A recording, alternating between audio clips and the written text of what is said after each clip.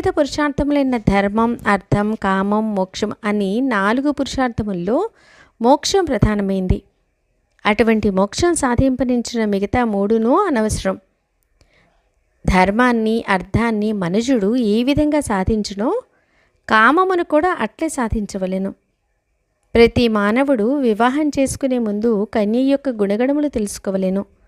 జీవిత సుఖములలో భార్య ప్రధానమైంది కనుక గుణవంతురాలకు భార్యను పొందుట కన్నా మరొక స్వర్గం లేదు.